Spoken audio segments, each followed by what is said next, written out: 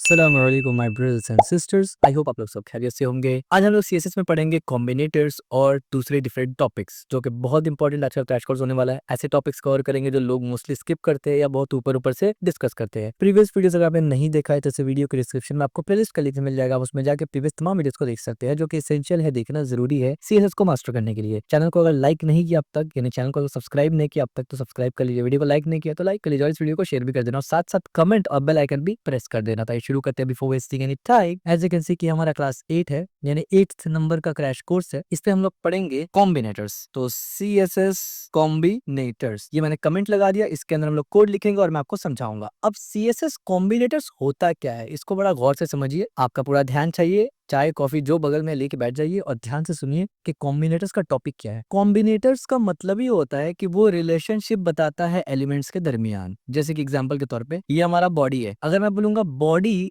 और H1 का relation क्या है, तो आप बोलेंगे बॉडी पेरेंट है, H1 उसका चाइल्ड है। अगर मैं यहाँ पर एक H2 बना दूं इस तरीके से और मैं दोबारा सवाल करूं कि बॉडी का क्या रिलेशन है H1 H2 के साथ, तो आप बोलेंगे बॉडी पेरेंट है H1 H2 दोनों के लिए। दूसरी बात हम लोग ये बोलेंगे कि H1 के लिए बॉडी क्या है, तो आप बोलेंगे पेरेंट है। मैं बोलूंगा H1 के लिए H2 क्या है, H1 के लिए H2 क्या है, तो ये सिबलिंग होगा, चाइल्ड नहीं। चाइल्ड का मतलब जो उसके अंदर हो, ठीक है। H1 और H2 दोनों सेम लेवल पे है, तो इस वजह से दोनों सिबलिंग्स है। अगर मैं यहाँ पर एक H3 क्रिएट कर दूं ऐसे और मैं इसमें लॉरम 5 लिखूं इस तरीके से, तो अब H1 H2 H3 तीनों आपस में सिबलिंग है, तीनों का पेरेंट सेम है, ठीक हो गया। लेकिन समझाने के लिए अभी हम लोग डिटेल से समझेंगे, लेकिन जस्ट टू के आपको समझ में आए थोड़ा सा लॉजिक, और मैं यहाँ पर बोलता हूँ लॉरम 5 और सेव किया। अब आप मुझे ये बताइए कि पी टैग का रिलेशन क्या है, तो आप बोलेंगे पी टैग का रिलेशन ये है कि ये चाइल्ड है डिव का। पी टैग चाइल्ड है डिव का और डिव चाइल्ड है किसका, बॉडी टैग का। लेकिन डिव और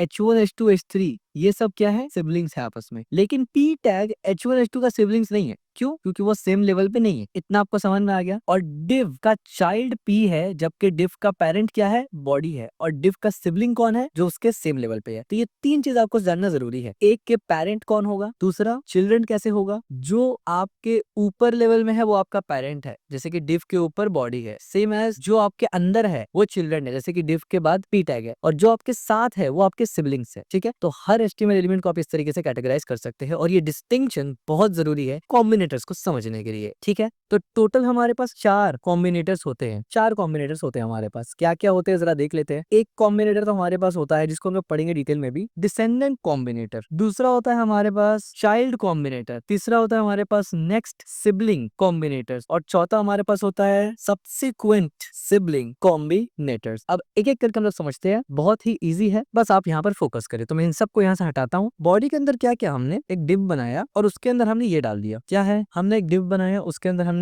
बल्कि इस डिव को हटा देते हैं क्योंकि हमारे एग्जाम्पल में इस डिव का प्रॉब्लम होगा, ठीक है। चलिए, मैंने क्या किया, एक पी टैग है जो कि बॉडी के अंदर है, यहाँ एक पी टैग है, यहाँ एक डिव है और उसके अंदर यहाँ 2 पी है, फिर यहाँ एक सेक्शन है और यहाँ एक पी है, ठीक है। ध्यान रखने वाला बात यह है कि ये पैराग्राफ 1 है, ये पैराग्राफ 2 है, ये पैराग्राफ 3 है और अलग से 4 और 5 बाहर है, ठीक है। और मैं इसको हटा देता हूँ, इसका कोई जरूरत नहीं है एक्स्ट्रा, ठीक है। ये इस तरीके से। तो आपको देखना ये है कि ये अलग अलग पेरेंट और अलग अलग सिनेरियो में मौजूद है, यानी बॉडी का के हिसाब से पेरेंट कौन कौन है, यानी चिल्ड्रन कौन है बॉडी का। एक तो चिल्ड्रन डिव है, दूसरा ये दोनों पी टैग बॉडी का चिल्ड्रन है और आपस में ये पी टैग और डिव क्या है, सिबलिंग्स है। लेकिन फिर डी डिव टैग के अंदर ये तीन उसका चिल्ड्रन है, सेक्शन पी और पी, और ये तीन आपस में क्या है, सेक्शन बाहर वाला पी और बाहर वाला पी सिबलिंग्स है। और फिर इस सेक्शन के अंदर एक चिल्ड्रन है पी। तो समझ में क्या आया कि मैं अगर स्टाइल करूंगा तो मैं इस रिलेशन के एतबार से स्टाइल कर सकता हूँ। सवाल पैदा होता है कैसे, देखिए, मैं बोल सकता हूँ डिव में जाओ और उसके बाद स्पेस देके पी लगाओ और इस तरीके से करो। तो इससे क्या हुआ, हम लोग अभी कॉम्बिनेटर्स में से डिसेंडेंट कॉम्बिनेटर पढ़ रहे हैं, ठीक है। हम लोग पढ़ रहे हैं डिसेंडेंट कॉम्बिनेटर। डिसेंडेंट कॉम्बिनेटर कैसे लिखा जाता है, स्पेस देके, दो एलिमेंट के दरमियान आप स्पेस देंगे। इससे होगा क्या, मैंने बोला डिव को टारगेट करो और डिव के अंदर जो पी है उसको टारगेट करो। उसके बाद मैंने यहाँ पर बैकग्राउंड कलर को क्या कर दिया, ग्रीन कर दिया। जैसे मैंने सेव किया तो आप देखेंगे कि यहाँ पर पैराग्राफ 1, पैराग्राफ 2 और पैराग्राफ 3 का ग्रीन हुआ, 4 5 का नहीं हुआ। क्यों, क्योंकि डिव के अंदर पैराग्राफ 1 भी मौजूद है, 2 भी मौजूद है, 3 भी मौजूद है। अब आप बोलेंगे नहीं डिव के अंदर तो 3 नहीं है, तो एक्चुअली में डिव के अंदर नहीं है, वो सेक्शन के अंदर है, लेकिन सेक्शन डिव के अंदर है, ठीक है। तो उस हिसाब से क्या हुआ, पी टैग भी डिव के अंदर हुआ। इसको आप ऐसे समझ सकते हैं कि कि पी का यहाँ पर जो पेरेंट है वो सेक्शन है और सेक्शन का पेरेंट डिव है, तो आप एक तरफ से बोल सकते हैं कि पी का ग्रैंडफादर है डिव, तो कहीं ना कहीं पी उसके अंदर ही आया ना। तो डिसेंडेंट सेलेक्टर्स क्या करते हैं, उसके जितने अंदर तक डिसेंडेंट हो, यानी अभी अगर सेक्शन के अलावा मैं उसके अंदर भी कुछ बना दूं, उसके अंदर पी रहूं, तो वो सब टारगेट हो जाएगा। ठीक है, यानी जितना भी डिव हो पेज में, उसमें जितना भी डिसेंडेंट हो वो सब सिलेक्ट हो जाएगा। इसीलिए आप देखिए ये सब सिलेक्ट हो गया, लेकिन ये सिलेक्ट नहीं हुआ क्योंकि ये डिव के अंदर तो नहीं है, ये तो बॉडी के अंदर है। क्लियर हो गया। अब हम लोग यहाँ पर देखेंगे चाइल्ड कॉम्बिनेटर कैसे होता है। ठीक है, ये तो आप समझ गए। यहाँ पर इसको मैं यहाँ से बंद करूंगा, नीचे आके मैं क्या बोलूंगा, डिव को टारगेट करके अब यहाँ पर हम लोग एंगल ब्रैकेट लगाते हैं, ग्रेटर देन का साइन। एंगल ब्रैकेट सिंटैक्स होता है चाइल्ड कॉम्बिनेटर को सिलेक्ट करने का। इस पे मैं बोलूंगा पी। ये काम कैसे करता है, ये पी क्या करेगा ना, जितने भी डिव आपके पूरे पेज में मौजूद होंगे और उसके अंदर जितना भी पी मौजूद होगा डिव के अंदर, जो उसका डायरेक्ट चाइल्ड है, सिर्फ उसको सिलेक्ट करेगा। मैं अगर यहाँ से बोलूं बैकग्राउंड कलर रेड, तो ये जो रेड है ना, ये सिर्फ उन डिव के पी के ऊपर सिलेक्ट होगा जो डिव के डायरेक्ट चिल्ड्रन है। ये सेक्शन वाले पी पे होगा कि नहीं, क्योंकि ये तो डायरेक्ट चिल्ड्रन है नहीं। मैं सेव करूंगा तो अब देखिए पैराग्राफ 3 पे अप्लाई नहीं हुआ। क्यों? क्योंकि डिव का ये डायरेक्ट चिल्ड्रन नहीं है, ये ग्रैंड चिल्ड्रन है डिव का, लेकिन डायरेक्ट चिल्ड्रन नहीं है। और हमने यहाँ पर बोला कि चिल्ड्रन कॉम्बिनेटर, हमने बताया था ना ILD, ये चाइल्ड कॉम्बिनेटर जो है ना, वो डायरेक्ट चिल्ड्रन को टारगेट करता है। अब यहाँ डिव के अलावा कुछ भी हो सकता था, डिव एक एलिमेंट, इसलिए हमने उसका एग्जांपल दिया। तो जब भी आपको डायरेक्ट चाइल्ड को टारगेट करना हो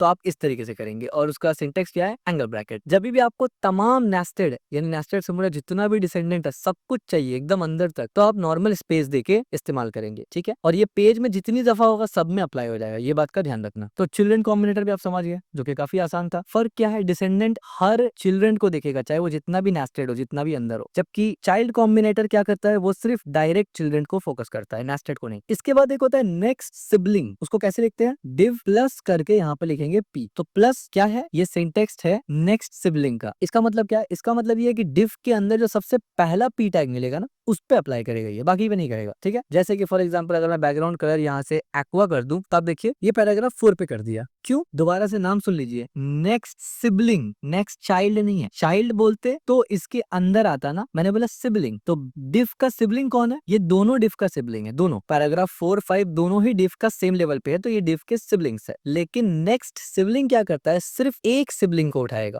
जो सबसे पहले आएगा। तो जाहिर सी बात है, क्योंकि डिव पैराग्राफ 4 सबसे पहले आ रहा था 5 से, तो लिहाजा इस पे अप्लाई हुआ। अगर मैं इसको इस तरीके से कर दूं तो जाहिर सी बात है 5 पे अप्लाई होगा, एज यू कैन सी 5 पे अप्लाई हो गया। ठीक है, तो नेक्स्ट सिबलिंग क्या करता है, सिबलिंग्स में सबसे पहला जो मिलेगा टारगेट उसको चेंज करेगा। ठीक है, ये भी क्लियर हो गया। अब यहाँ पर एक लास्ट वाला आता है, क्या आता है वो, सब्सिक्वेंट सिबलिंग। ये भी सिबलिंग के ऊपर है। हाँ देखिए, दो कॉम्बिनेटर चिल्ड्रन के ऊपर, चाइल्ड के ऊपर है। पहला डिसेंडेंट, ये भी चाइल्ड के ऊपर है, लेकिन ये जितना भी नेस्टेड चाइल्ड सबको ले लेता है। दूसरा है चाइल्ड कॉम्बिनेटर, वो सिर्फ डायरेक्ट चिल्ड्रन को देखता है। एक है नेक्स्ट सिबलिंग, अब दो सिबलिंग है, एक है नेक्स्ट सिबलिंग जो सिर्फ पहला सिबलिंग को उठाता है, और एक क्या है, सब्सिक्वेंट सिबलिंग। अब सब्सिक्वेंट सिबलिंग कैसे लिखते हैं, आप इस तरीके से देंगे। अब ये कहां से मिला, आप अपने कीबोर्ड में लेफ्ट टॉप में देखेंगे तो एकदम कोना में आपको ESC का एक बटन मिलता है। उसके नीचे आप देखेंगे तो आपको बैकटिक्स और टिल्डे का बटन मिलता है। आप शिफ्ट के साथ उसको दबाएंगे तो आपको ये सिंबल दिख जाएगा। ठीक है, और P, इसका मतलब क्या होता है, इसका मतलब ये होता है कि ये वो तमाम P को सिलेक्ट करेगा जो नेक्स्ट सिबलिंग में भी है और सेम पेरेंट को शेयर करता है। क्या मतलब, लगाऊंगा तो आपको समझ में आएगा, फिर मैं एक्सप्लेन करूंगा तो आपको मजीद समझ में आएगा। यहाँ पर मैं क्या कर देता हूँ, एक्वामरीन मैंने सेव किया। अब आप देखिए पैराग्राफ 4 और पैराग्राफ 5 दोनों ही एक्वामरीन बन गया। क्यों? गौर से देखिए, मैंने बोला डिव के बाद पी को सिलेक्ट करो, तो डिव और पी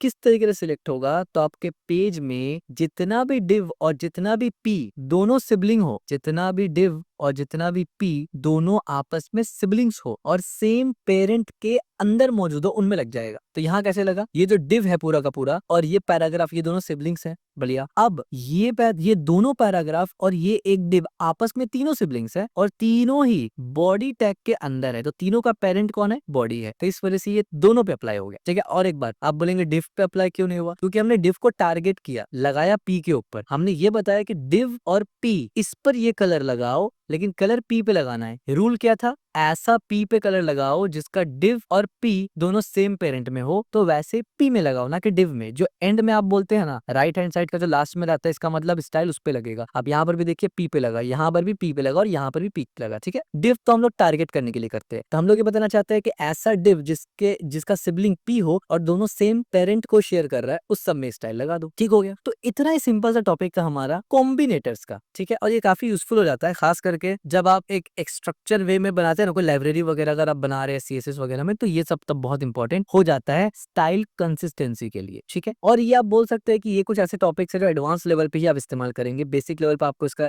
यूजेज समझ में नहीं आएगा, ठीक है। लेकिन हमने अल्हम्दुलिल्लाह आसानी से ये 4 descendant combinator, child combinator, next sibling combinator और सब्सिक्वेंट सिबलिंग कॉम्बिनेटर को समझ लिया है, ठीक है। अब जो हम लोग नेक्स्ट टॉपिक पढ़ने वाले हैं वो हम लोग पढ़ेंगे क्या, हम लोग पढ़ेंगे सूडो क्लासेस, ठीक है। ये सूडो क्लासेस क्या होता है, ठीक है। सूडो क्लासेस एक कीवर्ड है जो आप सिलेक्टर में ऐड कर सकते हैं। सिलेक्टर का मतलब जिस भी तरीके से आप सिलेक्ट कर रहे हैं उसमें ऐड कर सकते हैं, ताकि आप एक स्पेशल स्टेट को जो एलिमेंट का होता है उसको स्टाइल कर सके। यानी एलिमेंट जो आपका एचटीएमएल एलिमेंट है वो अलग अलग स्टेट में होता है, आप एक पर्टिकुलर स्टेट को स्टाइल कर सके, इसके लिए आप सूडो क्लासेस का इस्तेमाल करते हैं, ठीक हो गया। अब कुछ कॉमन सूडो क्लासेस मौजूद है जो आम तौर पे आप इस्तेमाल करते हैं, वो क्या है, यानी ये मोस्ट कॉमन बता रहा हूँ जो आप इस्तेमाल करते हैं जब आप मूव करते हैं माउस को। जैसे ये मेरा कर्सर है, मैं इसके ऊपर मूव कर रहा हूँ ना, तो ये एक स्टेट के अंदर आता है। इसी तरीके से दूसरा स्टेट क्या आता है कि विजिटेड अनविजिटेड लिंक्स, ये भी एक स्टेट होता है, इस पे भी आमतौर पे ये इस्तेमाल किया जाता है सूडो एलिमेंट। तीसरा क्या हो जाता है, फोकस, यह सब हम लोग पढ़ेंगे,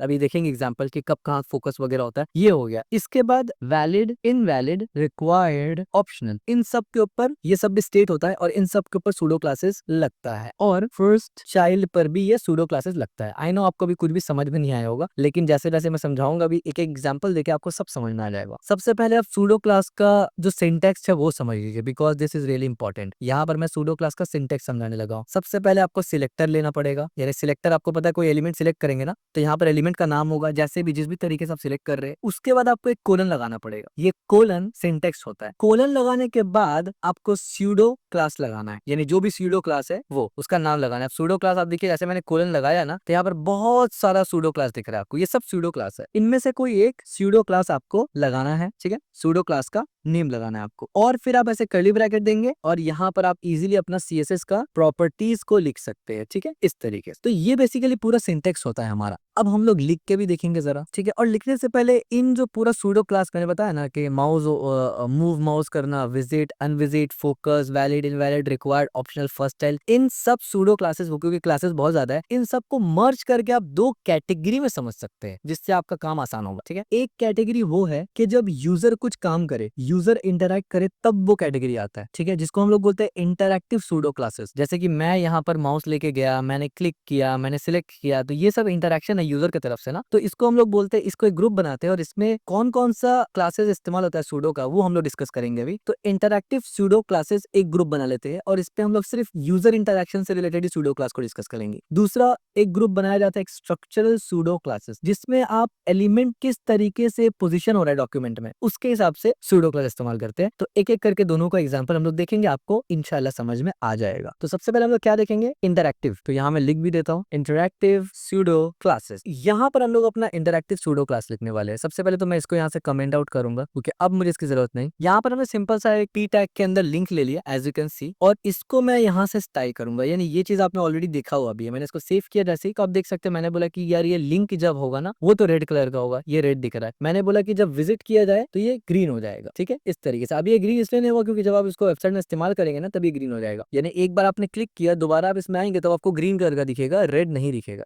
ठीक है। वो क्योंकि लोकल होस्ट पे चलाते हैं तो बहुत बार ऐसा प्रॉब्लम आ जाता है। इसके बाद हवर करने पर मैंने बताया कि भाई हॉट पिंक दिखाओ, तो हवर करने पर हॉट पिंक। और एक्टिव का मतलब जब आप सिलेक्ट करके हो, यानी आप कर्सर इस पे दबा के रखा है, तो आप देखिए ये ब्लू कलर का है, ठीक है। तो ये हमने ऑलरेडी इससे पहले देखा हुआ था, तो लिंक से रिलेटेड जो हमने है वो एक बार दोबारा से हमने देख लिया, ठीक है। ये यहाँ से हो गया, इसको भी बंद कर देते हैं ऐसे। इसके बाद एक दूसरा सूडो क्लास में दिखा देता हूँ आपको। एक सिंपल सा डिव बनाता हूँ मैं और इसके अंदर बोलता हूँ कि माउस ओवर मी, यानी मेरे ऊपर माउस लेके आओ। तो अभी लेके आ रहे तो कुछ भी नहीं हो रहा, लेकिन हम लोग इसको स्टाइल करेंगे तब आपको समझ में आएगा कि कैसे होता है। ठीक है, तो सबसे पहले मैंने डिव को सिलेक्ट कर लिया। इस डिव के अंदर मैं इसका बैकग्राउंड एक लगाता हूँ कुछ भी, तो मैंने बोला बैकग्राउंड कलर ग्रीन हो जाए। देन उसके बाद मैंने बोला कि जो कलर है फिर टेक्स्ट का वो व्हाइट हो जाए। मैंने सेव किया तो अब देखिए व्हाइट हो गया। फिर मैंने बोला कुछ पैडिंग दे दो लाइक 25 पिक्सल ताकि थोड़ा सा अच्छा लगे। और फिर हमने बोला टेक्स्ट अलाइन सेंटर कर दो, और ये सेंटर ना। ठीक है, ये भी बहुत मोटा दिख रहा है क्योंकि मेरा साइज यहाँ का बहुत बड़ा है। ये आपका नॉर्मल साइज होता है। ठीक है, 100। अब इसके ऊपर मैं थोड़ा सा फॉन्ट भी लगा लेता हूँ ताकि थोड़ा सा बड़ा हो जाए। तो मैं फॉन्ट साइज को कर देता हूँ 22 पिक्सल। सेव किया हमने इस तरीके से, बल्कि 29 पिक्सल कर देते हैं इस तरीके से। ठीक है, पैडिंग को थोड़ा कम ही कर देते हैं इस तरीके से। ठीक है, अब इसके ऊपर हवर करने पे कुछ भी नहीं हो रहा, लेकिन मैं यहाँ पर अब क्लास लगाने वाला हूँ। सबसे पहले तो सिलेक्टर लगाना है, तो मैंने लगा दिया सिलेक्टर। यहाँ पर भी वही था, सिलेक्टर लगाया पहले। यहाँ पर अगर मैं आपको खोल के दिखाऊं तो पहले मैंने सिलेक्टर लगाया, उसके बाद हमने सूडो क्लास लगाया। यहाँ पर भी वही काम करेंगे, सिलेक्टर लगाया, कोलन लगाया, और फिर सूडो क्लास लगाएंगे जिसका नाम एक होता है हवर। तो हवर जैसे लिखूंगा, आप देखिए सूडो क्लास आ गया। अब उसके बाद मैं उसके अंदर दे सकता हूँ। तो मैं क्या बोलूंगा, बैकग्राउंड कलर ब्लू कर दो। हवर करने पर बैकग्राउंड कलर ब्लू हो जाएगा। तो जैसे ही माउस लेके गया मैं इसमें, तो आप देखिए बैकग्राउंड कलर पूरा बदल जा रहा है हवर करने पर। ठीक है, तो ये इस तरीके से काम करता है। साथ ही साथ आप बोल सकते हैं कि हवर करने पर आप देखिए हवर के बगैर भी कर्सर ऐसे है नॉर्मल। हवर पे आप चाहते हैं कि कर्सर उंगली की तरह बन जाए, तो आप यहाँ पर क्या बोल सकते हैं कि हवर में जब हो, अब यहाँ पर आप जो भी प्रॉपर्टी लगाएंगे वो सिर्फ हवर में दिखेगा। तो मैं क्या बोलना चाहता हूँ कि कर्सर पॉइंटर को सिर्फ हवर में दिखाओ। तो जैसे ही हवर आया तो कर्सर पॉइंटर भी आ गया ऐसी सी। ठीक है, तो एक बटन वाला टाइप का कुछ आपको व्यू मिलता है। ये भी क्लियर हो गया, एक प्रॉपर्टी आप समझ गए। और ये सिर्फ वो फेमस प्रॉपर्टी में बता रहा हूँ जो आप मोस्टली इस्तेमाल करेंगे। ये बहुत कम इस्तेमाल करेगा आप लिंक को, लेकिन ये बहुत ज्यादा इस्तेमाल करेंगे आप, यानी हवर प्रॉपर्टी आप बहुत ज्यादा इस्तेमाल करेंगे। इसी तरीके से ये एक फॉर्म है। फॉर्म के अंदर आप चाहते हैं कि जैसे मैं इस पर क्लिक करूं तो आप देखिए फोकस हो रहा है। अभी ये बाय डिफॉल्ट है कि जैसे क्लिक कर रहा हूं तो ये थोड़ा सा डार्क हो जा रहा है एज यू कैन सी, लेकिन आप चाहते हैं कि ये फोकस समझ में आए, तो इसके लिए आप एक सूडो क्लास इस्तेमाल करेंगे जिसको बोलते हैं फोकस। तो मैं कैसे करूंगा, मैं पहले इनपुट पर टारगेट करूंगा क्योंकि हमारा इनपुट यहाँ है ना, as you can see input का टारगेट करना है। उसके बाद मैं ऐसे बोलूंगा फोकस। तो फोकस नाम का हमारे पास एक मिलता है, इसके अंदर मैं क्या लिखूंगा जो मुझे करना है। तो मैं लेट से बैकग्राउंड चेंज, अच्छा आप ये सोच रहे हो कि क्या क्या कर सकते हैं, तो वो हम लोग डिटेल में देखेंगे फ्यूचर में, लेकिन अभी हम लोग सिर्फ इतना अप्लाई कर रहे हैं कि समझ में आ जाए। तो जैसे मैंने सेव किया, इनपुट में जैसे ही फोकस होगा आप देखिए बैकग्राउंड कलर बदल रहा है, और फोकस हटने पे खुद से हट जा रहा। ठीक है, ऐसे कैसे, जैसे फोकस है तो दिख रहा है, फोकस हटा तो नहीं है। मतलब मैंने ऐसे लिखा तो फोकस है, ऐसे लिखा है, जैसे सबमिट पे क्लिक किया फोकस हट गया। ठीक है, या बाहर कहीं क्लिक किया तो फोकस हट गया। ठीक है, ये समझ में आ गया आपको। अच्छा एक और यहाँ पर चीज है, वो एक और चीज ऐसे है कि ये जो हमने पढ़ा ना अभी, यानी पढ़ रहे हैं सूडो क्लासेस, इसमें आप HTML के जो कॉम्बिनेटर्स यानी जो सिलेक्टर्स वगैरह है ना, उसको भी इजीली कॉम्बाइन कर सकते हैं। मेरा कहने का मकसद क्या है मेरा कहने का मकसद ये है कि मान लीजिए हमने यहाँ पर एक टेक्स्ट लिया, देखिए क्या है, यहाँ पर दो पी टैग है, दोनों के अंदर एंकर टैग है, लेकिन अलग अलग क्लासेस हमने लगा दिया। एक के अंदर href है, एक के अंदर क्लास लगा हुआ है। ठीक है, यहाँ पर आगे मैं इसको इस तरीके से भी लिख सकता हूँ। मतलब मैं लिखूंगा डॉट, और उसके बाद क्योंकि एंकर टैग तो बहुत सारा है ना, मुझे सिर्फ हाईलाइट वाला एंकर टैग पे ही चेंजेस करना है। तो मैं क्या बोलूंगा, डॉट्स का क्लास का नाम लूंगा हाईलाइट, और इसके बाद मैं सूडो एलिमेंट इजीली लगा सकता हूँ एज यू कैन सी। तो सूडो एलिमेंट इस तरीके से कॉम्बाइन भी हो सकते हैं, इसमें कोई दिक्कत नहीं है। अगर मैं कलर को चेंज करूँ इस तरीके से, और लेट से मैं बोलता हूँ ब्लैक, तो आप देखेंगे कलर ब्लैक हो जाएगा। हवर करने पर कलर ब्लैक हो रहा है, जबकि इस पे हवर करने पर कुछ भी नहीं हो रहा है, इस पे कलर ब्लैक हो जा रहा है। ठीक है, इस तरीके से, बल्कि मैं रेड करूँ ज्यादा अच्छे से दिखेगा आपको। अब देखिए ये रेड हो रहा है जबकि ये नहीं हो रहा है। ठीक है, तो ये काम भी आप इजिली कर सकते हैं, और एक्चुअली में आप रियल वर्ल्ड में ऐसे इस्तेमाल करेंगे क्योंकि ये ज्यादा इजी और ज्यादा हैंडी हो जाता है। मैंने इसको भी कमेंट आउट किया इस तरीके से। अब देखिए हम लोग इसमें एक सिंपल सा टूल पिट भी बना सकते हो। ठीक है, लेट से मैं अगर लिखूं टूल पिट क्या होता है, तो आपको समझ में आएगा कि टूल पिट कैसे होता है। अब देखिए टूल पिट ऐसे होता है, ये आपने जैसे किसी पे हवर किया तो एक पूरा बॉक्स बन के नोटिफिकेशन आपको आता है यहाँ पर। ठीक है, इस तरीके, इसको टूल पिट कहते हैं। तो यहाँ पर हमने सिंपल सा एक डिव लिया, उस डिव के अंदर पी टैग लिखा, और हमने लिखा कि hover over this div element to show the p element and tada I am here. अब इसको कैसे करके हम लोग टूल पिट बना सकते हैं कि इसके ऊपर हवर करूं तो ये दिख जाए। ठीक है, तो आप बोलेंगे यार ये काम तो हमने इससे पहले भी किया था, लेकिन वहां तो जावास्क्रिप्ट लगता है। तो नहीं, आप यहाँ पर जावास्क्रिप्ट के बगैर भी कर सकते हैं। वहां पर जावास्क्रिप्ट इसलिए लगा ना क्योंकि वहां पर हमने क्लिक किया, क्लिक जब करते हैं तो वो ब्राउजर इवेंट है, वहां पर जावास्क्रिप्ट का काम आएगा, लेकिन हवर ये सिर्फ CSS संभाल लेता है, जावास्क्रिप्ट को टच भी नहीं करना पड़ेगा। कैसे, देखिए सबसे पहले हम लोग यहाँ पर क्या करेंगे, पी टैग को टारगेट करेंगे। हमारा जो पूरा पी है, जो टडा वाला पी है, सबसे पहले तो इसका बैकग्राउंड कलर चेंज करेंगे, और लेट से मैं बोलूंगा एक्वा, सेव करके देखूंगा। ठीक है, इसके बाद मैं क्या बोलूंगा, इस पे थोड़ा पैडिंग डाल देते हैं। मैं बोलता हूँ लेट से 15 पिक्सल, मैंने सेव किया। ठीक है। इस पर अब मैं बोलूंगा डिस्प्ले नन, जाहिर सी बात है ये गायब हो जाएगा, डिस्प्ले नन हो गया, ठीक है। लेकिन बहुत ही आसान तरीके से मैं बोल सकता हूँ कि डिफ के अंदर जाओ और हवर प्रॉपर्टी लगाओ ठीक है। यहाँ गौर करिए, डिफ के ऊपर जाओ, हवर प्रॉपर्टी लगाओ। डिफ कौन सा है? ये डिव है। इस पे पहले मैं ऐसे कर देता हूँ, तब समझ में आएगा आपको। ये डिव है,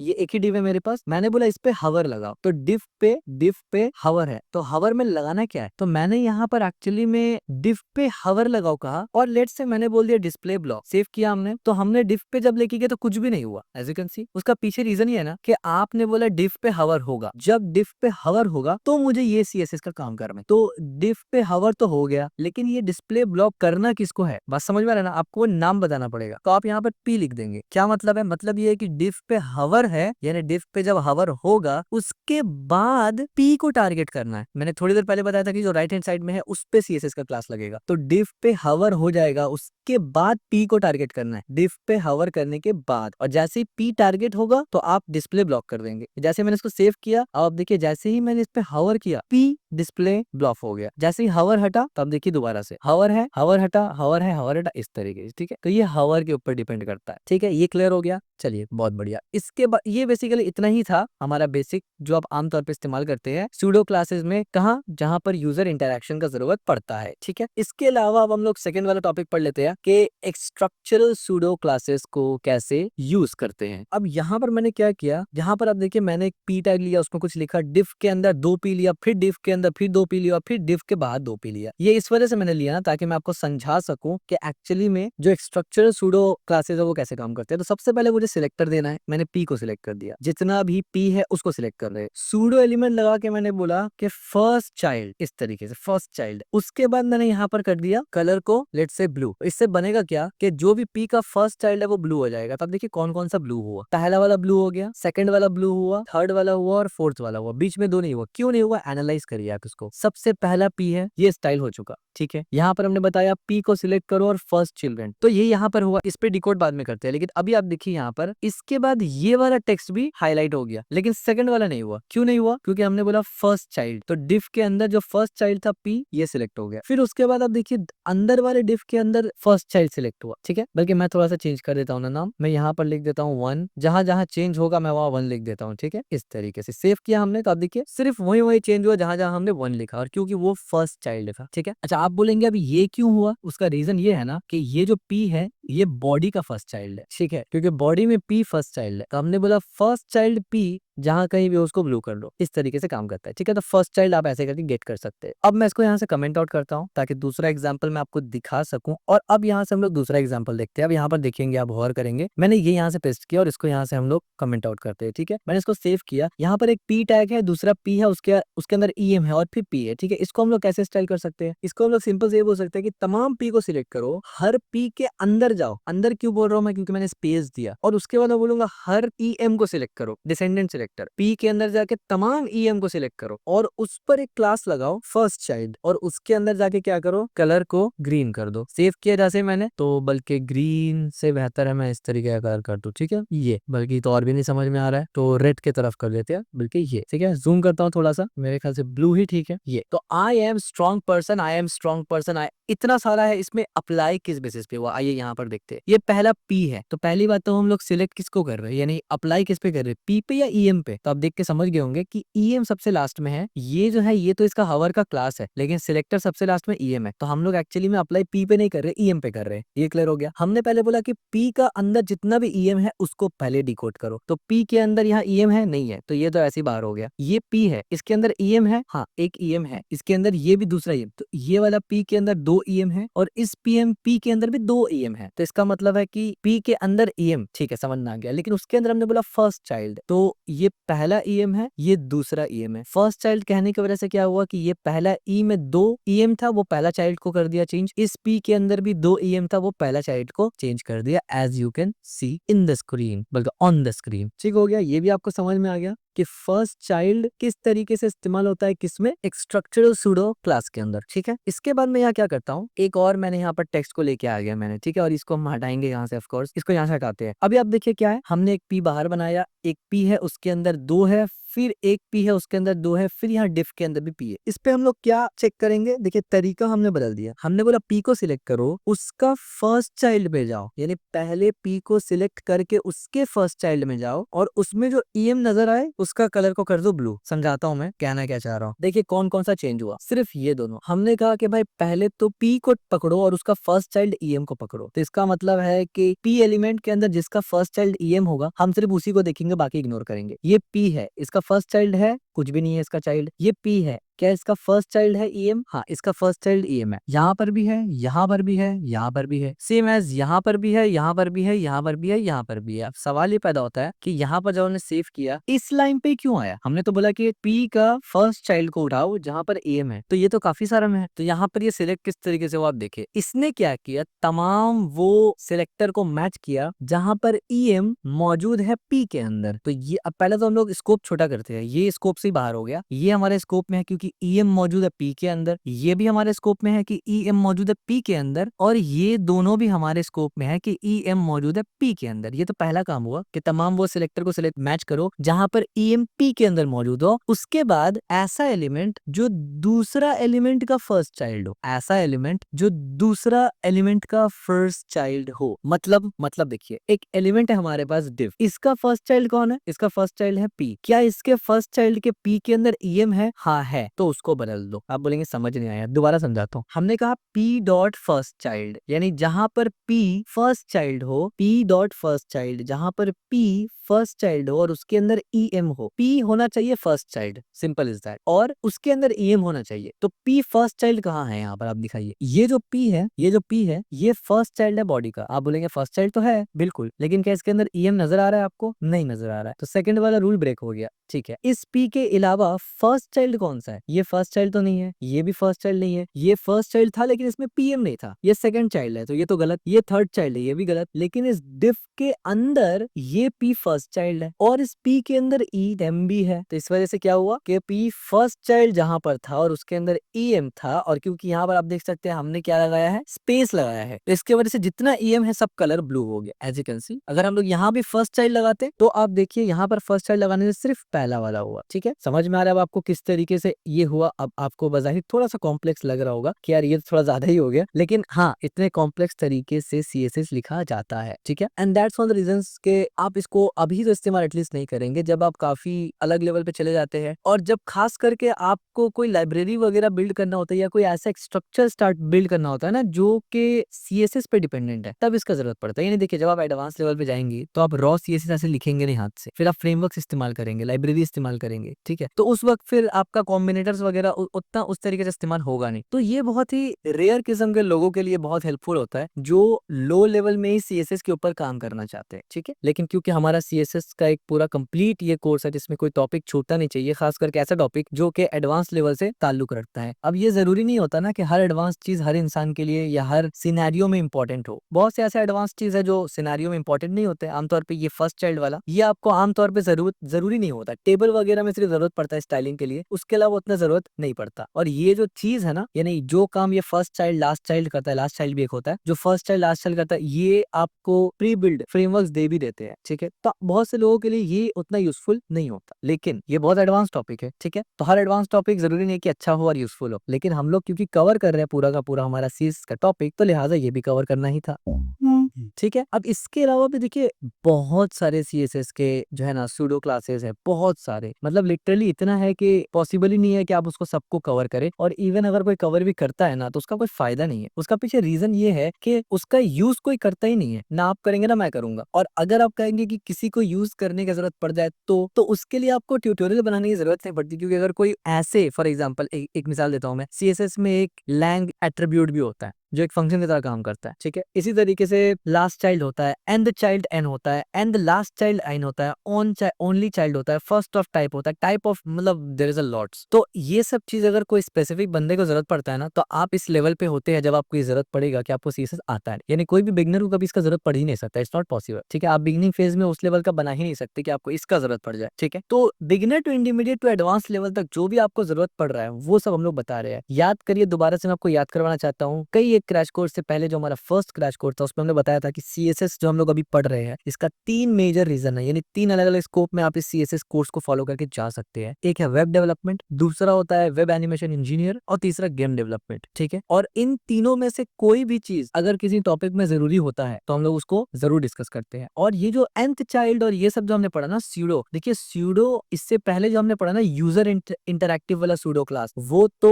वेब एनिमेशन इंजीनियरिंग में बहुत इंपॉर्टेंट होता है, यानी उस पर हम लोग काफी तफसील से पढ़ने वाले हैं। ठीक है, इवन वेब डेवलपमेंट में भी काफी जरूरी होता है। लेकिन ये स्ट्रक्चरल स्यूडो क्लासेस है ना, इसका इस्तेमाल ना के बराबर वेब एनिमेशन इंजीनियरिंग और गेम डेवलपमेंट में होता है बहुत कम होता है, बहुत रेयर, डिपेंडिंग ऑन आपका प्रोजेक्ट। और वेब डेवलपमेंट में भी बहुत कम जगह, यानी टेबल्स वगैरह इस्तेमाल करते हैं तभी आमतौर पर इसका इस्तेमाल किया जाता है, अदरवाइज नहीं। ठीक है, तो इसलिए हमने इसको बहुत डिटेल से डिस्कस नहीं किया, बट फिर भी काफी डिटेल से हमने डिस्कस किया। ठीक है, और जो कॉम्बिनेटर्स थे वो बहुत जरूरी थे, इसलिए हमने उसको काफी अच्छे से क्लियर किया, कुछ भी नहीं छोड़ा वहां पर। ठीक है, अब इसके बाद सूडो एलिमेंट्स भी होते हैं, कंफ्यूज मत होना सूडो क्लास और सूडो एलिमेंट में, सूडो एलिमेंट अलग चीज है। अब हम लोग सूडो एलिमेंट पढ़ेंगे। आप बोलेंगे अच्छा फर्क क्या है सूडो क्लास और सूडो एलिमेंट में? सूडो एलिमेंट ये होता है ना कि वो एक पर्टिकुलर स्टाइल को किसी एलिमेंट पे जोड़ सकते हैं। एक पर्टिकुलर स्टाइल है, वो एक एलिमेंट पे आपको अगर अटैच करना है तो आप सूडो एलिमेंट की मदद से वो काम कर सकते हैं। अब इसका भी यूज केस काफी रेयर होता है बाय द वे, लेकिन हम लोग यहाँ पर कुछ बहुत ही मोस्ट कॉमन यूज जो होता है ना उसको देखेंगे, जिसमें से first letter of first line होता है एक एलिमेंट चेंज करना, insert content before and after element होता है। ठीक है, मार्किंग लिस्ट आइटम उसमें भी होता है, जो पोर्शन को यूजर सिलेक्ट करे उस पर भी होता है, व्यू बॉक्स वगैरह के ऊपर भी होता है, तो वो भी देख लेते हैं हम लोग। लेकिन सबसे पहले हम लोग एक बार सिंटैक्स समझ लेंगे कि इसका सिंटैक्स कैसे काम करता है। तो आप सबसे पहले सिलेक्टर लिखेंगे,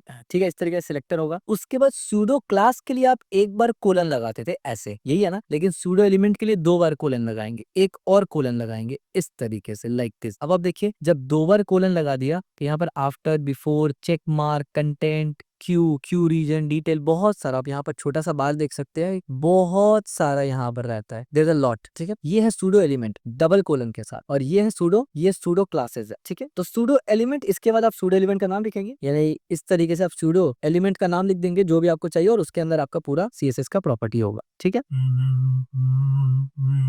तो भाई ये कुछ क्लासेस लिख के देखते हैं। सबसे पहले मैं क्या करूंगा, यहाँ पर मैं एक p टैग लूंगा और इसके अंदर मैं बोलूंगा लॉरेम 10। ठीक है, बल्कि मैं इसको थोड़ा सा बड़ा कर लेता हूँ, लाइक लॉरेम 20। मैंने सेव किया, इसको थोड़ा छोटा करते हैं। ये तो ये आप देख सकते हैं मैंने एक लॉरेम लिया p टैग के अंदर, एकदम ही सिंपल है। अब हम लोग इसका इस्तेमाल कैसे कर सकते हैं, वैसे तो है बहुत सारा, पर मैं एक यहाँ पर यूज केस दिखा रहा हूँ। मैंने बोला p को टारगेट करो, उसी के ऊपर मैंने कहा कि भाई कॉम्बिनेटर्स सॉरी सूडो एलिमेंट लगाओ, और मैंने बोला फर्स्ट लाइन, फर्स्ट लाइन। अब फर्स्ट लाइन नाम से समझ में आ रहा है कि ये फर्स्ट लाइन के ऊपर कुछ तो भी करेगा, तो क्या करेगा? मैंने बोला फर्स्ट लाइन का कलर को रेड कर दो। जैसे मैंने सेव किया तो आप यहाँ देख सकते हैं सिर्फ पहला लाइन का कलर ही रेड है। अभी मैं उस पर भी आता हूँ डिटेल में। मैंने बोला फॉन्ट वेरिएंट जो है उसको स्मॉल कैप कर दो, ये हमने पढ़ लिया ऑलरेडी। ठीक है, फॉन्ट वेरिएंट क्या होता है। और फॉन्ट साइज को क्या करो, 19 पिक्सल कर दो, यानी बड़ा हो गया ये, बल्कि थोड़ा सा और बड़ा करते हैं, 20 पिक्सल कर दो। अब आप देखिए यहाँ पर अभी लॉरेम तक रेड है। जैसे ही मैंने इसको जूम किया तो आपको दिख रहा है जो जो लाइन फर्स्ट लाइन के बाद सेकंड लाइन पे आ रहा है वो सबका कलर चेंज हो जा रहा है, उस पर ये अप्लाई ही नहीं हो रहा है। ठीक है, तो इसका मतलब ये ब्राउजर के ऊपर डिपेंड करता है कि जो भी आपको फर्स्ट लाइन में दिखेगा उसका कलर के ऊपर अप्लाई होगा। मैं इसको यहाँ से बड़ा करता हूँ तो आप देख रहे हैं ना किस तरीके से, ये आप देख रहे हैं, तो ये खुद ब खुद डायनेमिकली होता है यहाँ पर। ठीक है, जितना भी चीज आपका फर्स्ट लाइन पे आएगा वो खुद ब खुद कर देगा। तो कई मर्तबा ये काफी इंपॉर्टेंट हो जाता है, खास करके वेब एनिमेशन वगैरह में, इंटरक्शन वगैरह में। ठीक है, वेब डेवलपमेंट में इसका बहुत ज्यादा यूज नहीं होता भी है तो कोई गिना चुना आपका एलिमेंट होता है, सूडो एलिमेंट, उसी का इस्तेमाल होता है। लेकिन भर भर के ये कहाँ प्रैक्टिस होता है, एनिमेशन, वेब एनिमेशन वगैरह में। ठीक है, या मोशन, जो मोशन डेवलपर्स होते हैं फ्रंट एंड में, उनके इसमें बहुत ज्यादा, वो हम लोग देखेंगे इंशाल्लाह, आगे कवर करेंगे वो सब। ठीक है, ये एक हो गया, इसको हम लोग बंद करते हैं। तो फर्स्ट लाइन सिर्फ इतना ही करता है, अब किसी को भी सिलेक्ट कर सकते हैं। इसके बाद दोबारा से मैं एक सूडो एलिमेंट लेता हूँ और मैं बोलता हूँ फर्स्ट लेटर। फर्स्ट लेटर लेके मैं बोलूंगा भाई कलर रेड, और फॉन्ट को मैं बोल दूंगा फॉन्ट साइज XX लार्जर। जैसे मैंने सेव किया तो आप देखिए ये पहला लेटर को बहुत बड़ा कर दिया और उसको रेड कर दिया। ये आमतौर पे आप जब लिटरेचर बुक वगैरह उठाते हैं कोई नॉवेल का, तो वहां पर पहला वर्ड आप एकदम लंबा सा मिलता है, फिर नॉर्मल मिलता है, तो वो उस फॉर्मेट में होता है। ठीक है, एज यू कैन सी, तो ये भी स्टाइलिंग के लिए काम में आता है। ये टेक्स्ट से रिलेटेड चीजों को हम बता रहे हैं। ठीक है, ये भी आपको समझ, मतलब इजी है, कोई डिफिकल्ट नहीं है, बस आपको मालूम होना चाहिए। अब सवाल ये पैदा होता है कि भाई कैसे पता चलेगा मुझे कि कौन सा क्या करता है, बहुत सा एलिमेंट है, तो आपको याद रखने की जरूरत ही नहीं है। जब आपको जरूरत पड़ेगा आप खुद नेट पे सर्च करेंगे, आपको वो एलिमेंट जैसे नाम पता चलेगा आप इस्तेमाल कर लेंगे। मेन है आपको इस्तेमाल करना आना चाहिए, this is the important thing, पता होना चाहिए ये रिक्वायरमेंट भी नहीं होता। आईटी में, इंजीनियरिंग में, इसमें ये रिक्वायरमेंट नहीं होता कि आपको मालूम होना चाहिए। इसमें रिक्वायरमेंट होता है आपको, यानी मालूम से मुराद आपको याद होना चाहिए। रिक्वायरमेंट होता है आपको पता होना चाहिए कि ये क्या है और कैसे इस्तेमाल करते हैं। ठीक है, अब देखिए मैं यहाँ पर पी को टारगेट करके यहाँ पर क्लास लिखता हूँ और मैं बोलता हूँ इंट्रो। तो अब देखिए इंट्रो को मैं, यानी ये मैंने जानबूझ के क्लास लगाया ताकि मैं समझा सकूं कि टारगेट के बाद आप किस तरीके से कंबाइन भी कर सकते हैं। तो पहले मैं बोलूंगा पी के बाद मैं बोलूंगा इंट्रो, और उसके बाद मैं एलिमेंट यानी सूडो एलिमेंट इस्तेमाल करूंगा और मैं बोलूंगा फर्स्ट लेटर। समझ में आ रहा है? यहाँ पर मैं आगे बोल सकता हूँ फर्स्ट लेटर का कलर कर दो लेट्स से 0000। ठीक है, तो मैं रेड कर दिया। अब देखिए एल रेड हो गया, और सेम एज मैं यहाँ से फॉन्ट साइज को ऐसे करके भी बढ़ा सकता हूँ एज यू कैन सी। ठीक है, बल्कि ये तो काफी छोटा है, मैं ऐसे कर सकता हूँ एज यू कैन सी। ठीक है, तो ये तरीका भी चलेगा। यानी जो भी हमने पीछे जो कॉम्बिनेशंस वगैरह देखा था या कॉम्बिनेटर्स देखा था या जिस भी तरीके से आप सिलेक्ट करते हैं वो सब चलेगा प्रॉपर तरीके से, कोई भी गड़बड़ नहीं होगा यहाँ। अच्छा, अब एक ही एलिमेंट पे मल्टीपल सूडो एलिमेंट भी लगा सकते हैं। जैसे हमारे यहाँ पर पी है ना, इस पी के ऊपर ही मैं दो सूडो एलिमेंट लगा सकता हूँ। कैसे? मैं बोलूंगा पी के ऊपर लगाओ फर्स्ट लेटर, और इस फर्स्ट लेटर का कलर को कर दो रेड, और इसका फॉन्ट साइज को कर दो XX लार्ज। मैं सेव किया तो अब देखिए वो एल बन गया। इसके बाद दोबारा से मैं बोलूंगा कि पी के ऊपर दोबारा से अब फर्स्ट लाइन पे चलो, और फर्स्ट लाइन पे जाके मैं बोलूंगा कि कलर को कर दो ब्लू, और साथ ही साथ जो फॉन्ट वेरिएंट है उसको स्मॉल कैप्स कर दो। जैसे मैंने सेव किया और ये ब्लू होगा, BLU ब्लू सेव किया, तो अब देखिए दोनों का दोनों चीज अप्लाई हो चुका है। यहाँ पर इसको जूम भी करूंगा तो आप देखिए दोनों ही अप्लाई हुआ है अपने हिसाब से। ठीक है, तो आप मल्टीपल, सिर्फ दो नहीं, मल्टीपल एलिमेंट्स को इसके ऊपर अप्लाई कर सकते हैं। ठीक है, इसको भी मैं यहाँ से कमेंट करता हूँ। ये तो हमने जितना भी टेक्स्ट रिलेटेड सूडो एलिमेंट को समझा। अब कंटेंट से रिलेटेड सूडो एलिमेंट को समझते हैं। Now what do I mean by content से रिलेटेड सूडो एलिमेंट? यानी एलिमेंट से पहले और एलिमेंट के बाद में कुछ इंसर्ट करना उसमें, ये आप कर सकते हैं। जैसे कि स्टाइल, लिस्ट, मार्क वगैरह। एग्जाम्पल दूंगा तो आपको समझ में आ जाएगा। अभी मिसाल के तौर पे हमने यहाँ पर बोला H1 और मैं बोलता हूँ दिस इज हेडिंग। ठीक है, ये हेडिंग दिख रहा है, कोई रॉकेट साइंस यहाँ पर है नहीं। अब यहाँ पर हम लोग क्या कर सकते हैं, लेट्स से मैंने बोला H1 क्योंकि हमने H1 लिखा है, मैंने इस तरीके से 2 कोलन दिया सूडो एलिमेंट को टारगेट करने के लिए, और मैंने बोला बिफोर। अब देखिए बिफोर आ गया। बिफोर के अंदर आके मैं ये बोल सकता हूँ कि कंटेंट का मतलब मुझे कंटेंट डालना है, तो मैं URL करूंगा और यहाँ से अपना एंड्रॉइड को डाल दूंगा। तो इससे होगा ये कि आप देख सकते हैं ये एंड्रॉइड डल गया, और ये एंड्रॉइड इतना बड़ा इसलिए डल गया ना क्योंकि इसका साइज का थोड़ा दिक्कत है। तो मैं एक काम करता हूँ, छोटा सा कोई साइज वाला चीज लेके आता हूँ। एक बार यहाँ से ये छोटा वाला स्माइली देके देखते हैं। तब देखिए ये भी काफी बड़ा है, तो हमें छोटा सा एक स्माइली चाहिए। वैसे मैं यहाँ पर लिखता हूँ small emoji. So let's say मैंने इसको कॉपी किया, अगर गिफ्ट फॉर्मेट में लेके आते हैं, मैं इसको यहाँ से कॉपी करता हूँ और इसको यहाँ लगाता हूँ, और मैं सेव किया तो इसको यहाँ से छोटा, बल्कि ये भी काफी बड़ा है हमारा, ये 100 पिक्सल इस तरीके से। तो आप देख सकते हैं ये इस तरीके से। अब आप बोलेंगे अच्छा तो नहीं लग रहा, तो हाँ बिल्कुल अच्छा नहीं लग रहा है। जब आप ऐसे किस्म के एलिमेंट्स को इस्तेमाल करते हैं ना, तो ये जो आपका इमोजी, गिफ या जो भी कुछ होता है ना, ये आपका उसी एलिमेंट के हिसाब से सेट होता है। ठीक है, हालांकि इसको भी सेट कर सकते हैं अभी, बट दैट इज डिफरेंट। ठीक है, हम लोग इसको पोजीशन के हिसाब से भी सेट कर सकते हैं, फ्लेक्स बॉक्स ग्रिड में भी कर सकते हैं, लेकिन सूडो एलिमेंट से करने का रीजन ये है कि आप यहाँ पर डायनेमिकली भी बहुत सारा चीज कर सकते हैं। ठीक है, जिसका एग्जाम्पल आगे आएगा। ये एक सिंपल सा एग्जाम्पल है कि आप पहले किस तरीके से डाल सकते हैं, राइट। और अगर सेम काम आप यहाँ पर करें, मसलन मैं यहाँ से इसको कॉपी पेस्ट कर दूं अगर, और इसको कमेंट कर दूं यहाँ से, और यहाँ पर मैं बिफोर के बाद अगर आफ्टर कर दूं, तो सेव करते ही आप देखिए अभी आफ्टर हो गया, यानी उसके बाद हो गया, यानी उस एलिमेंट के बाद इसने इंसर्ट कर दिया एक कंटेंट को। ठीक है, इसको यहाँ से कमेंट करते हैं। अब एक और एग्जाम्पल दिखाता हूं मैं आपको। फॉर एग्जाम्पल मैंने एक यूएल लिस्ट लिया, इसको थोड़ा बड़ा करते हैं। इस तरीके से हमने एक लिस्ट लिया, इसको भी हम लोग सूडो एलिमेंट की मदद से कर सकते हैं। अब यहाँ पर आपको पता है कि इसको मार्कर बोलते हैं, ठीक है। तो जब ये इसको बोलते ही मार्कर है, तो आप डायरेक्ट इसको इस तरीके से भी कर सकते हैं। लेट्स से मैंने डायरेक्ट किया और मार्कर, तो अब क्या होगा कि एलिमेंट में जितना भी मार्कर है सब सिलेक्ट हो जाएगा, यानी यूएल का, ओएल का, दोनों। मैं क्या कर सकता हूँ, सिलेक्ट करके मैं बोल सकता हूँ कि कलर को रेड कर दो, और फॉन्ट साइज को थोड़ा सा बड़ा कर दो 23 पिक्सल। जैसे मैंने सेव किया तो अब देखिए इसका फॉन्ट साइज भी बड़ा हो गया और ये रेड कलर का भी हो गया। ठीक है, इसी तरीके से एक और होता है, जैसे कि अगर मैं डॉट डॉट सिलेक्शन इस्तेमाल करूं, तो इसमें क्या होता है कि यूजर जो भी सिलेक्ट करेगा ना, उसका कलर चेंज हो जाएगा। फॉर एग्जाम्पल मैं यहाँ पर रेड लिख देता हूँ, हमने रेड कर दिया, और लेट से मैंने बोला भाई बैकग्राउंड को येलो कर दो। तो जैसे मैंने सेव किया और अब देखिए जैसे मैं इसको सिलेक्ट कर रहा हूँ ना, ये किस तरीके से काम कर रहा है आप देख सकते हैं, इसका बैकग्राउंड चेंज हो जा रहा है क्योंकि मैं इसको सिलेक्ट कर रहा हूँ। ठीक है, तो इसके लिए आपको जरूरत ही नहीं है कोई एलिमेंट को टारगेट करने का। हाँ करेंगे तो फिर सिर्फ उसी में होगा, आमतौर पर रखेंगे तो ये जनरल रहेगा। ठीक है,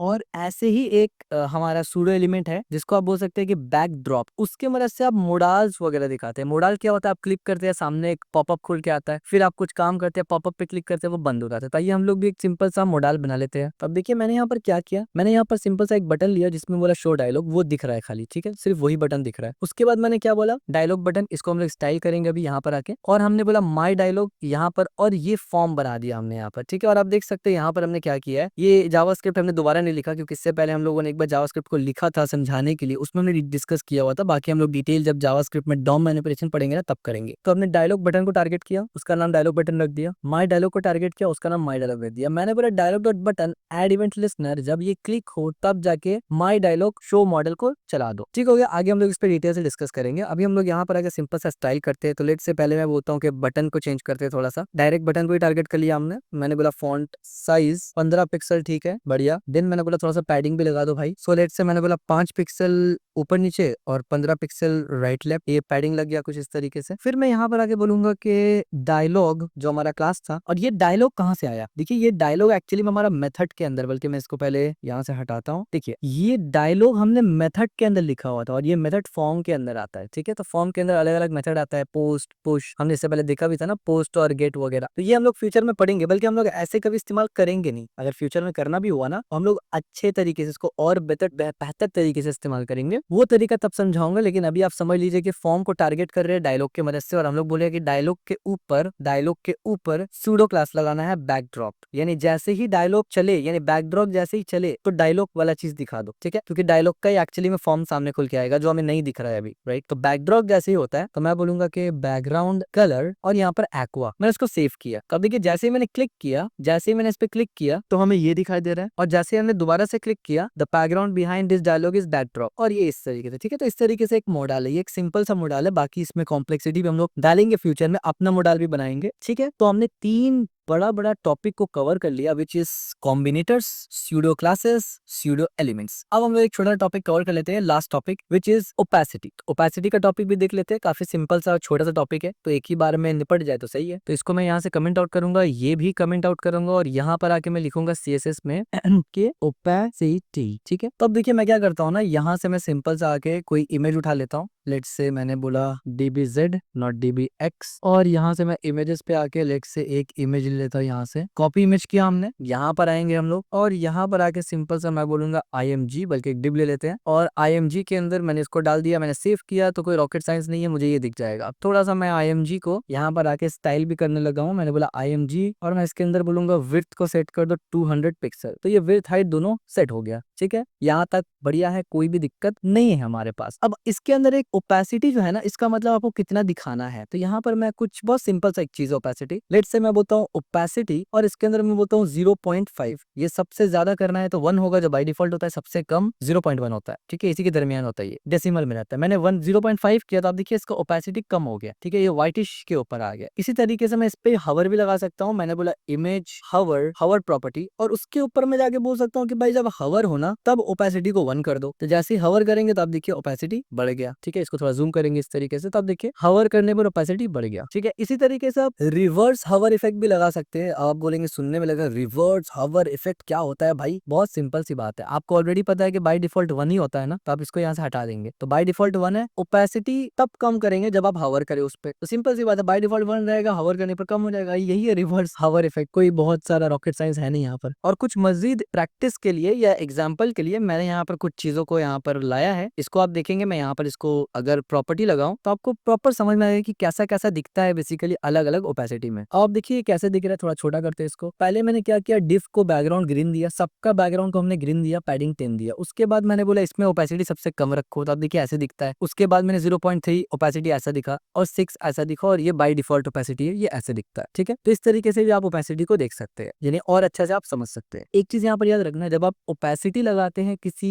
चीज को ट्रांसपेरेंट करने के लिए ना, तो जिस एलिमेंट में भी आप ओपेसिटी लगा रहे हैं उसके अंदर जितना भी एलिमेंट हो नेस्टेड, उन सब में वो ओपेसिटी अप्लाई होता है, यानी सब आपको कम दिखने लगेगा। तो यहाँ प्रॉब्लम ये होता है कि ओपेसिटी लगाने की वजह से आपको टेक्स्ट भी ठीक से नजर नहीं आ रहा, एज यू कैन सी, ठीक है। जबकि कलर के अंदर जो एक ए होता है, अल्फा चैनल होता है, उसके अंदर जो ओपेसिटी लगाते हैं दैट इज डिफरेंट, वो सिर्फ कलर के ऊपर अप्लाई करेगा, टेक्स्ट के ऊपर नहीं करता। या वो कैसे काम करेगा वो हम लोग उस वक्त देखेंगे, या बल्कि मैं आपको एग्जांपल दिखाई देता हूँ यहाँ पर भी। तो यहाँ पर आप देख सकते हैं हमने यहाँ पर दोनों को इकट्ठा कर दिया। दिया तो आप देख सकते हैं ये विथ ओपेसिटी है, यानी जहां पर आपने ओपेसिटी यूज किया और ये ओपेसिटी इस्तेमाल नहीं किया हमने यहाँ पर अल्फा चैनल इस्तेमाल किया। तो आप देख सकते हैं इस तरीके से यहाँ पर हमने ओपेसिटी इस्तेमाल किया और यहाँ पर हमने इस तरीके से आरबीजी में ये अल्फा चैनल इस्तेमाल किया आरबीजी में। ठीक है, ये हम लोग डिस्कस करेंगे कलर के ऊपर, जो हम लोग डिस्कस करेंगे एडवांस सीएसएस में, तो डिटेल में हम लोग पढ़ेंगे इसको कि आरबीजी, हेक्साडेसिमल, एचएसएल ये सब कैसे काम करता है। तो इसमें एक बेनिफिट होता है कि ये सिर्फ कलर के ऊपर अप्लाई करता है। आरबीजी कलर्स के साथ अगर ओपेसिटी आप डालेंगे तो ये सिर्फ कलर पे डालेगा, टेक्स्ट आप देखिए प्रॉपर दिख रहा है, जबकि नॉर्मल ओपेसिटी वो हर चीज पे ओपेसिटी को कम करेगा। तो ये जरूरी है और आमतौर पे आप इसी को इस्तेमाल करते हैं अनटिल अनलेस कि आप इमेज पे इस्तेमाल कर रहे हो, तब ये चल जाता है। ठीक हो गया। सो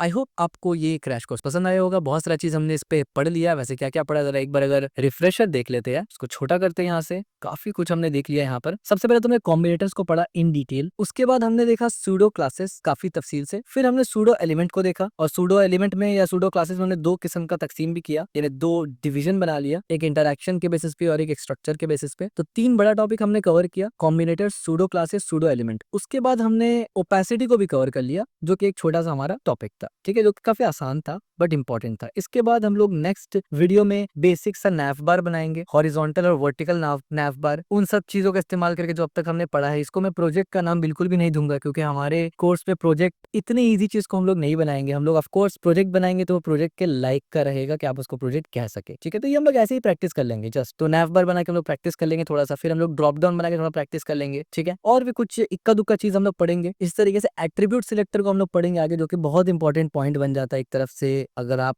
आगे के फ्रेमवर्क को मास्टर करना चाहते हैं तो आने वाले टाइम पे। उसके बाद फिर हमारा कुछ चंद ही टॉपिक बच जाता है बेसिक सीएसएस में। उसके बाद हमारा काउंटर्स यूनिट तो एक बार में कवर हो जाएगा। इनहेरिटेंस का टॉपिक आएगा बहुत छोटा सा, फॉर्म्स आ जाएगा जिसमें हम लोग कुछ टॉपिक पढ़ लेंगे, स्पेसिफिसिटी में थोड़ा सा पॉइंट आ जाएगा, इंपॉर्टेंट का थोड़ा सा पॉइंट आ जाएगा, कुछ मैथ्स फंक्शन होते हैं सीएसएस में, जैसे हमने कैल वगैरह देखा था वो देख लेंगे, बेसिक ऑप्टिमाइजेशन में लोग बेस्ट प्रैक्टिस देख लेंगे, एक्सेसिबिलिटी और फिर वेब पेज का लेआउट कैसे बनाना है वो बेसिक देख लेंगे। जैसे ये 4-5 टॉपिक हमारा कवर हो जाएगा तो हमारा सीएसएस का पूरा बेसिक और फंडामेंटल कवर हो जाएगा। उसके बाद हम लोग फ्लेक्स बॉक्स को पढ़ेंगे डिटेल में और ग्रिड को पढ़ेंगे डिटेल में, और उसके बाद हम लोग पढ़ेंगे एडवांस सीएसएस, जिसमें काफी सारा टॉपिक आएगा। मसलन कुछ टॉपिक तो ऑलरेडी आपको मालूम होगा, जैसे कि राउंडेड कॉर्नर्स वगैरह आ गया, यानी बॉर्डर से रिलेटेड, बॉर्डर इमेज आ गया, यानी बॉर्डर में भी इमेज डाल सकते हैं, बैकग्राउंड से रिलेटेड कुछ और प्रॉपर्टी पढ़ेंगे, कलर उसमें हम लोग डिटेल से पढ़ेंगे, ग्रेडियंट्स भी हम लोग पढ़ेंगे, कलर में जो ग्रेडियंट होता है, शैडो के बारे में पढ़ेंगे, टेक्स्ट इफेक्ट पढ़ेंगे, custom font, 2D transformation, 3D transformation, transition, animation, tooltip, image styling, modals create करना सीखेंगे, अच्छा वाला मोडाल्स, इमेज सेंटरिंग देखेंगे, फिल्टर देखेंगे, शेप देखेंगे, ऑब्जेक्ट फिट, ऑब्जेक्ट पोजीशन, ये सब इमेज से रिलेटेड काम में आता है। मास्किंग देखेंगे, बटन्स, पेजिनेशंस, मल्टीपल कॉलम्स कैसे होता है, सीएसएस को एज अ वेरिएबल कैसे इस्तेमाल कर सकते हैं, बॉक्स साइजिंग वगैरह, मीडिया क्वेरी देखेंगे, और ये मीडिया क्वेरी के बाद आखिर में हम लोग फिर रिस्पॉन्सिव डिजाइन देखेंगे कि रिस्पॉन्सिव डिजाइन कैसे होता है, क्या होता है, इसका फ्रेमवर्क क्या होता है, और ये हमारा लास्ट टॉपिक रहेगा ऑफ कोर्स। इसके बाद फिर हम लोग सैस का ट्यूटोरियल अगर होगा तो मैं लेके आऊंगा। अभी तक अगेन इसमें कोई कंफर्म नहीं है फिलहाल तो मेरा, बट देखते हैं, अगर फील होता है कि यार सैस आना चाहिए, ये सीएसएस का प्री प्रोसेसर है, सैस से होता ये है ना कि आप अगर कमेंट करेंगे सैस का ट्यूटोरियल तो फिर मैं उसका भी डिस्कस करूंगा, यानी बनाऊंगा जरूर। उसमें होता ही है, मैं आपको बता देता हूँ कि सीएसएस में आप देखिए आपको बैकग्राउंड कलर कई मरतबा जरूरत पड़ रहा है, आपको यहाँ पर पैडिंग 10 कई मरतबा जरूरत पड़ेगा, आपको यहाँ पर एक प्रॉपर्टी का रेपिटेशन जरूरत पड़ता है। तो आप जैसे जावास्क्रिप्ट में लोग वेरिएबल में स्टोर करते हैं ना वैल्यू, वैसे ही प्री प्रोसेसर जब आप सैस इस्तेमाल करेंगे उसमें भी आप वेरिएबल की तरह स्टोर कर सकते हैं, और फिर वो कलर जहां जरूरत है बस आप उसको इस्तेमाल कर सकते हैं। कुछ एडिशनल फीचर भी वहां मिलता है, ऑफ कोर्स फंक्शन वगैरह भी वहां पर मिलता है। यानी आप बोल सकते हैं कि सी प्रोग्रामिंग लैंग्वेज को एक एडवांस लेवल पे लेके चले जाता है वो, यानी लिटरली इसको एडवांस बोल सकते हैं आप, वो उस पे चला जाता है। ठीक है, और फिर पूरा का पूरा आप जो सी, यानी सी बोल रहा हूँ बार बार मैं, जो सीएसएस है वो आप सैस के अंदर लिखते हैं। ठीक है, तो जैसा आपका कमेंट्स रहेगा, जैसा आपका रिक्वेस्ट रहेगा, वैसा हिसाब से हम लोग चलेंगे। बट फिलहाल तो हम लोग अभी कुछ और टॉपिक्स को कवर करेंगे, तब जाके हमारा बेसिक कवर हो जाएगा किस पे, सीएसएस पे। और उसके बाद मैं सोच रहा हूँ कि एक प्रोजेक्ट लेके आया जाए अच्छा वाला, और उसके बाद फिर हम लोग फ्लेक्स बॉक्स और ग्रिड पढ़ेंगे, और फिर एक प्रोजेक्ट लेके आया जाए जो खास करके इस चीज पे फोकस करेगा कि रिस्पॉन्सिव डिजाइन है या नहीं है, और देन फिर एडवांस ट्यूटोरियल को शुरू किया जाए। या फिर मैं ये सोच रहा था कि दूसरा अप्रोच ये हो सकता है कि पहले सब पढ़ लेते हैं उसके बाद फिर 3 से 4 अलग अलग टाइप्स का प्रोजेक्ट बनाएंगे, क्योंकि दोनों में अपना अपना बेनिफिट है। अगर सब पढ़ने के बाद प्रोजेक्ट बनाएंगे तो 4 बार आपका कहीं ना कहीं रिवीजन होगा अलग अलग एतबार से, यानी आपको ऑलरेडी अब सब कुछ पता है सीएसएस का। 4 अलग अलग टाइप का प्रोजेक्ट बनाएंगे ना तो आपका जो थिंकिंग है वो समझ में आएगा कि पूरा वाला जो CSS का चीज हमने पढ़ा था उस चारों को अलग अलग तरीके से अलग अलग टाइप से इस्तेमाल कर रहे हैं। ठीक है, सो देखते हैं कैसे होता है फ्यूचर में। तो अगर अब तक आपने इस चैनल को सब्सक्राइब नहीं किया सब्सक्राइब कर लीजिए, वीडियो को लाइक नहीं किया तो लाइक कर लीजिए, और इस वीडियो को शेयर भी कर देना, कमेंट भी कर देना, बेल आइकन भी दबा देना, कुछ मत छोड़ना। और कंप्लीट जो कोड है आपको फ्रीली गिटहब पर मिल जाएगा, टेंशन तो मत ही लेना।